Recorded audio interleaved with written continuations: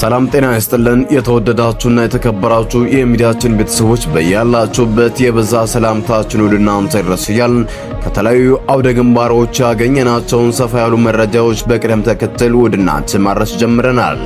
እናንተም ድምጻችን ለዓለም እንዲሰማ ላይክ፣ ሼር እንዲሁም ሰብስክራይብ በማድረግ ቤተሰብ ይሁን እያልን ቀጥታ ወዳገኘናቸው መረጃዎች አለፍን።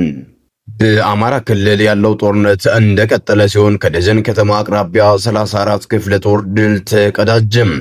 ከሌሊቱ 10 ሰዓት ከደጀን ከተማ በመውጣት የአርሶ አደሮችን ሀብት ንብረት ለመዝረፍ ሲንቀሳቀስ በነበረ አንድ ፓትሮል ላይ ኢዛምብራ ሻለቃ ባደረገችው የደፈጣ ጥቃት ከ5 በላይ የጠላት ሰራዊት ሲደመሰሱ ከ15 በላይ የሚደርሱት የአርመነው ሰራዊት አባላት ከባድ ቁስለኛም ሆነዋል። ያልተገመተው የደፈጣ ጥቃት በፍጥነት ለማምለጥ በሚጣድፉት ፓትሮል ላይ ኢላማውን የጠበቀ ተኩስ የከፈተችው 206ኛ ኮርስ 34ኛ ክፍለ ጦር ዛምብራ ሻለቃ ሰራዊቱን ከነ ፓትሮሉ በመፈርጠት ተሽከርካሪውን ከጥቅም ውጭ አድርገዋለች። ከደብረ ማርቆስ ከተማ ተነስቶ ወደ ሊባኖስ ደንባ የተንቀሳቀሰው ጠላትም በ206ኛ ኮር 14ኛ ክፍለ ጦር ጅበላ ሙተራ ሻለቃ በተደረገ ታላቅ ትንቅንቅ የአርመኔው ሰራዊት ድባቅ ተመቷል።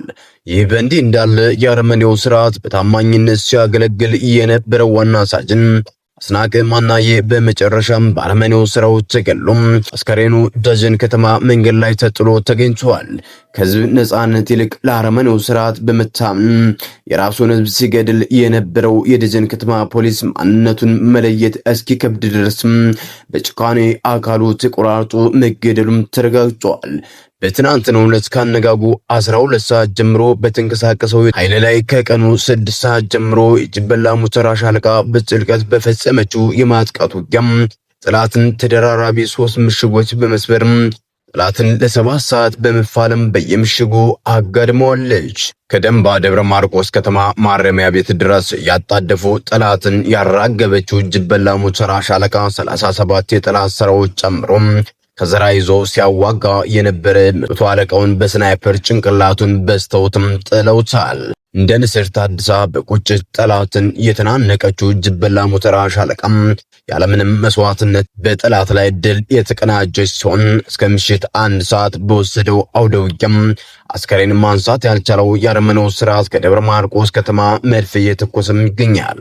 በመልሶ ማደራጀት ትግበረው በ206ኛ ኮር እጁ የተቆረጠበት ጠላት ጅበላ ሙተራ ሻለቃን 3 ጊዜ ለማጥቃት እየሞከረ ሲሆን በዛሬው ትንቅንቅ ጥቃቱን መቋቋም አቅቶት 4 ኪሎ ሜትር ወደ ኋላም ሲፈረጥጥም በርካታ አስከሬኖችን ማንሳት አልቻለም። የዳንግላ ቀኝ የከተማ አርበኞች ታምር መስራታቸውን ቀጥለዋል። ፋንታውን ዮሐንስ የሚባል በከተማ የተደራጀ የቀኝ አባል ዳንግላ ከተማ ቀበሌው 2 ላይ ደሴ አቤ የተባለን ቀንደኛ ባንዳን በቀን በጩቤ በመውጋት መሳሪያውን ቀምቶ የአማራ ፋኖ ብሔራዊ ኃይል ምዕራብ አማራ ቀጠና ቴዎድሮስ 105ኛ ኮር 55ኛ ክፍለ ጦር ቢትወደድ መንገሻ ጀንበሬ ሻለቃን ተቀላቅሏል። ጀግናው ወደ ጦሩ ሲደርስም በ105ኛ ኮር ከፍተኛ አመራሮችና በ55ኛ ክፍለ ጦር አመራሮችና በሻለቃው አባላትና አመራሮች የጀግና አቀባበልም ተደርጎለታል። ጠላት ከነሙሉ ትጥቁ ፋኖን እየተቀላቀለ ነው። በምስራቅ ጎጃም ዞን ደባይ ጠላት ግን ወረዳ ቆይ ከተማ ላይ መሽጎ ከሚገኘው ካምፕ በመክዳት 2 ሆነው ከነሙሉ ትጥቃቸው 24ኛ ክፍለ ጦርን ተቀላቅለዋል። በአማራ ፋኖ ብሔራዊ ኃይል ምዕራብ አማራ ቀጠና ቴዎድሮስ 206ኛ ኮር 24ኛ ክፍለ ጦር ያገዛዙ ክፍለ ጦር የጉጀሌው የዝርክርኩ ብርሃኑ ጁላና የአብይ አህመድ ዙፋን አስጠባቂ ጦር እየፈረሰ የጀግኖች የፋኖ ኃይሎችን እየተቀላቀለ ይገኛል።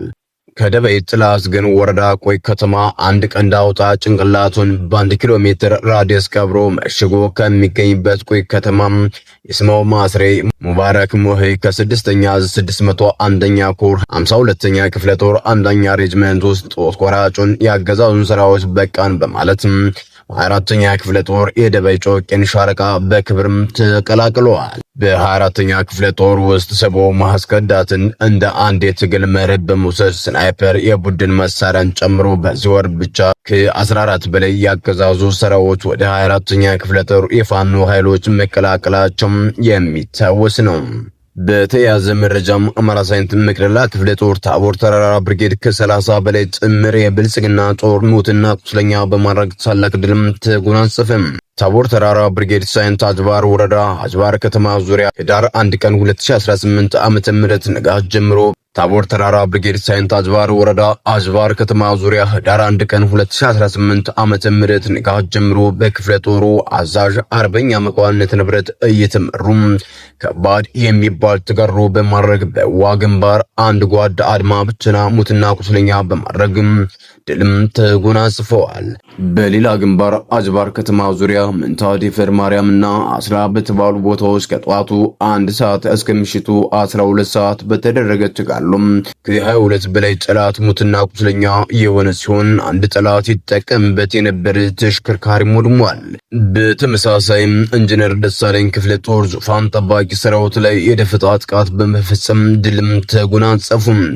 በተመሳሳይም ኢንጂነር ደሳለኝ ክፍለ ጦር ዙፋን ጠባቂ ሰራዊት ላይ የደፈጣ ጥቃት በመፈጸም ድልም ተጎናጸፉ። በመካነ ሰላም ግንባር የ45ኛ ክፍለ ጦር ወታደሮች ላይ ከፍተኛ ጉዳት ማድረስ መቻሉን የአማራ ፋኖ ብሔራዊ ኃይል ምስራቅ አማራ ቀጠና ሚኒሊክ ዕዝ ንጉስ ሚካኤል አሪኮር ኢንጂነር ደሳለኝ አሰፋ ክፍለ ጦር ጌታሰው አስረስ ብርጌድ ቃል አቀባይ ለሚዲያችንም ገልጸዋል። ትናንት ከቀኑ 10 ሰዓት ጀምሮ እስከ ሌሊት 6 ሰዓት በቀጠለው ተጋድሎ ሞታይ ፈሪዎቹ ጌታሰው አስረስ ብርጌድ ፋኖችም ድልም ቀንቷቸዋል። የሰሜን ምስራቅ ዕዝ 801ኛ ኮር 45ኛ ክፍለ ጦር ወታደሮች በ6 ተሽከርካሪዎች ተጭነው ወደ ጌታሰው አስረስ ብርጌድ ፋኖች የጦር ሰፈር ገብተው ከበባ ለመፈጸም ሲንቀሳቀሱ ደፈጣ ተጥሎባቸው ስለነበር የሞት ሸለቆ ውስጥ ገብተው በርካታ አባልም ተነጥቀዋል። ጠላት በሁለት አቅጣጫ ተቆርጦ መግቢያ መውጫው ጠፍቶበት የነፍስ አውጭኝ ሩጫ ላይ ባለበት ቅጽበት ጥቃት ተሰንዝሮበት አንድ ሲኖትራክ ሙሉ ወታደር ገደል መግባቱም ተረጋግጧል። ሲኖትራኩ ከጥቃቱ ለማምለጥ ሲሮጥ ሰኞ ገበያ አቅራቢያ ሲደርስ በብሬን ጎማው ተመቶ በርካታ ወታደሮችም አልቀዋል። ቁስለኞችም ወደ መካነ ሰላም ጄኔራል ሆስፒታል ተወስደው ስለነበር ሆስፒታሉ ለተከታታይ 3 ቀናት ለሲቪል ታካሚዎች አገልግሎት እንደማይሰጥም አስታውቋል ሲሉም የመረጃ ምንጮቻችን ጠቁመዋል። በኢንጂነር ደሳለኝ አሰፋ ክፍለ ጦር ምክትል አዛዥ አርበኛ ዱቤ የተመራው ኦፕሬሽን የጠላትን አከርካሪ የሰበረበት ልዩ ኦፕሬሽን መሆኑንም የጠቆሙት ምንጮችም የ45ኛ ክፍለ ጦር ሜካናይዝድ ክፍል ሞርተር ጭምር በውጊያው ቢጠቀም ከሽንፈት አለመዳኑ ነው የገለጹት። ሰላም ጤና ይስጥልን። የተወደዳችሁና የተከበራችሁ የሚዲያችን ቤተሰቦች ለሰዓቱ የነበሩን መረጃዎች እነዚህን ይመስሉ ነበር። በሌላ በተጠናከረ መረጃዎች እስከምንገናኝ በያላችሁ በሰላም ቆዩልን።